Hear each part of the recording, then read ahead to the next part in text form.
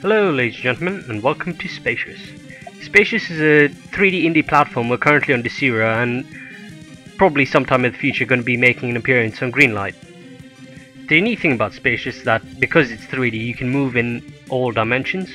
Currently I'm playing it in the standard side-scroller view simply because it's more comfortable for me. I'll change the view a bit later on so you guys can have a look at it, and another reason I'm playing it in this view is because this part of the level allows me to do so. Now Spacious, like any other game, has its own flaws and its merits, and I'll go through a couple of them in this video and sort of give you a brief idea what the game's all about. Spacious handles quite nicely, the controls are really tight.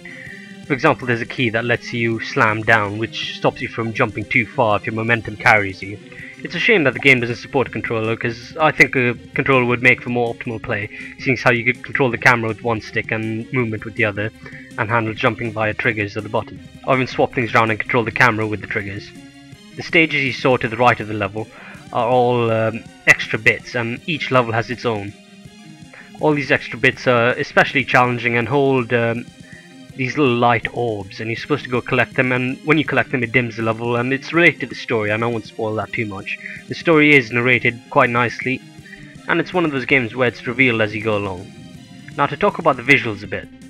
While they do seem dated, visuals aren't important. It's not the visuals, it's about the gameplay, especially in the platformer. But what concerns me is certain elements of the level, like the spinning sticks of death you saw earlier. They're hard to judge whether they're up or down when you're looking at it from a certain perspective. Adding maybe a bit of dynamic shadow or something so you can tell when it's down it's got a bit darker, when it's high it's got brighter. It'd be easier to tell whereabouts it is in the level.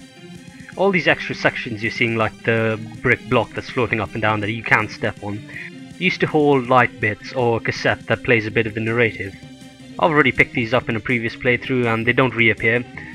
Now audio wise, the game sounds really nice, the soundtrack is really nice to listen to, it's really well done. However, whenever you die it plays this really annoying wailing noise that did get on my nerves after a while. I did find a couple of annoyances here and there, like on the 4th level you find these platforms that allow you to jump really high, and these are donated by a new texture. The same thing's with moving platforms, and all stable platforms are green and all revived platforms are white. But then come along platforms that have multiple properties and they only inherit one texture, and it's hard to judge what they do. Like you could step on a revived platform but it could shoot you up in the air on the level with super jumps, or you get on a moving platform and it's actually a jump pad, and it'd be nice if these things were polished a bit. The game is fun though, it has its moments. It's worth noting that Spacious was made by one person over the course of a couple of years on and off, and he is planning quite a neat update that introduces loads of mechanics to all the levels. So the game will slowly introduce you to these over the course of the game, and eventually towards the end they'll put multiple of these mechanics together to, you know, screw with you, essentially. The developer was nice enough to give me a couple of copies to hand over to you guys, and these are Desura keys, so if you are not interested in using Desura, please don't leave a comment down below, or just say you're not interested in entering the giveaway or something. The game is fun, has a really nice soundtrack, and the game has an interesting sense of humour that's quite funny at times. The game tries something new, and not many people do that nowadays, and it's definitely worth a shot. It's one of those games that can be incredibly frustrating, or on the other hand, if you do manage to pull it off after numerous tries, you just feel really epic. Anyway guys, those are my thoughts on the game. Hope you enjoyed the video. If you want to enter the giveaway, read the description down below, all the information's over there. See you guys around next time.